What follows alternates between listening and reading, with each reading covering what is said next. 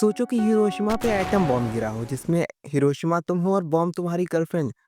ओ sorry sorry, तुम्हारी परेशानियाँ। लेकिन गर्लफ्रेंड और परेशानियाँ बात तो एक ही है। Oh shit! पर जब बॉम्ब हवा में हो तो कोई आदमी अपना हाथ आगे करे और बॉम्ब गिरने से रोक दे। मुश्किल लगता है और है भी। IIT IIM ex civil servant a philosophical teacher. पढ़े लिखे हैं ये वाले। देखो, अच्छे और बुरे इंसान हर एक धर्म में होते हैं, पर क्योंकि ये वीडियो हिंदू सेंट्रिक होने वाला है, क्योंकि जो फिलॉसफी की बात होगी वो वहीं से आई है, तो कोई भी कमेंट सेक्शन में ये मत लिखना आके हिंदू ही क्यों हमेशा रडार में होते हैं, कभी मुसलमानों की भी बात करो।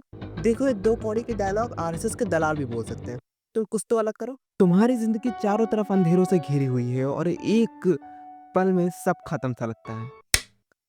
एक सेकंड, ये खत्म बोलने पे लाइट क्यों जला दिया? जिस पर सब खत्म होने वाला हो वो थम जाए, जो बात कभी बिगड़ गई है वो अचानक से बन जाए। क्या सही हो क्या गलत हो कुछ फर्क ना पड़े दिल को, और तुम में कुछ बेशर्मी से छाए और फिर साथ में मंजिल हो। कुछ ऐसी गुमसुम राहों पे मैं भी गिरा था सालों पे, ना कोई होश ना ठिकाना, कभी पेन घुमाना या कभी टांगे बनाना चिड़िया की। ये आदमी तुम्हारा हाथ इस मुकाम पे पकड़ सकता है। ना कोई बड़ी दाढ़ी वाले बाबा, ना कोई सदगुरु, ना कोई इस्कॉन। क्योंकि ऐसी सिचुएशन में सबसे पहला प्रिकॉशन इंसान का ये होना चाहिए कि वो चूतियों से दूर रहे। अब जो है वो है। But why this man? Because this man है पोटेंशियल। पोटेंशियल तुम्हें उठाने का, सिर्फ हाथ पकड़ने का नहीं। ये आदमी कोई थेरेपिस्ट तो नहीं है, पर फिलोसफी बड़े बड़े लोगों के पसीने छुड़ा सकती है। पर कैसे? थेरेपिस्ट और साइकोलॉजिस्ट तुम्हें मेडिकल प्रोसेस से ठीक कर सकता है, पर अल्टीमेटली एक इंसान को आगे बढ़ने के लिए एक फिलोसफी चाहिए होगी, और वही वो पॉइंट है जहाँ पे साइकोलॉजी गेट्स फक। मैं तुम्हें दो केसेस देता हूँ। पहला ये कि तुम अपनी जिंदगी से हार चुके हो, डरे हुए हो, तो तुम्हें कुछ ब्रेक लेकर अपनों के साथ कुछ वक्त गुजारना चाहिए।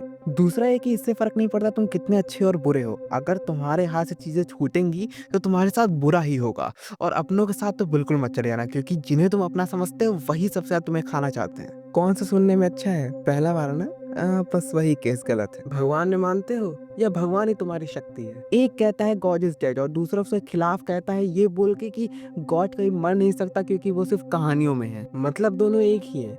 God doesn't exist. क्यों टिके हो तुम उम्मीद पे, जबकि वो बार बार सिर्फ तुम्हारा खून ही चूसती है?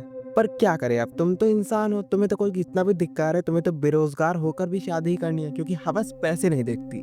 तो और किस लिए शादी होती है? सही बात है, लीगल प्रोस्टिट्यूशन जो है। और बस यही बात तो है, जब तुम अपना खून चूसने वाले को निकाल के फेंक दो तभी तो तुम जी पाओगे। बस यही सिखाने वाले को फिलोसोफर कहते हैं, और ये आदमी बहुत अच्छी फिलोसफी से कनेक्टेड है, या कह सकते हैं उसका मैसेंजर है। Not chosen by God, this is Acharya Prashant. अब बस इसमें एक ट्रैप है। जो लोग मेरी बात अभी तक सुन के समझने की कोशिश कर रहे थे, बहुत बढ़िया।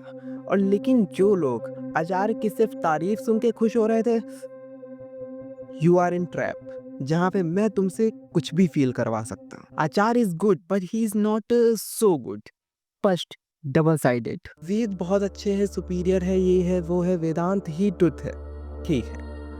पर चारवाक की भी तारीफ? चारवाक ने तो वेद एक्सेप्ट नहीं किया था। सपोज कि यहाँ पे कोई एप्पल है, मैं कहता हूँ यहाँ पे एप्पल है, कोई और कहता है यहाँ पे एप्पल नहीं है।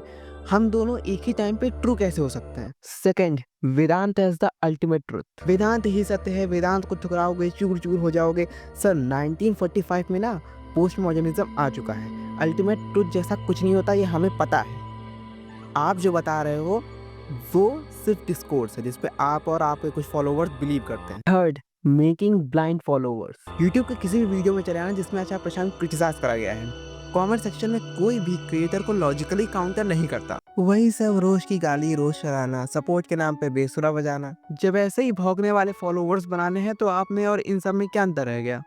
पर अगर तुम पर्सनली अपनी ग्रोथ करना चाहते हो तो आचार्य प्रशांत के पास जाओ, कल्ट फॉलोइंग बनने नहीं। बाकी और भी चीज़ें पढ़ो, किताबें पढ़ो, हर तरह की फिलोसोफर्स को भी पढ़ो, जिससे तुम अपना यूज़ करके चीज़ें समझ सको, ना कि किसी और की बुद्धि पे चल सको।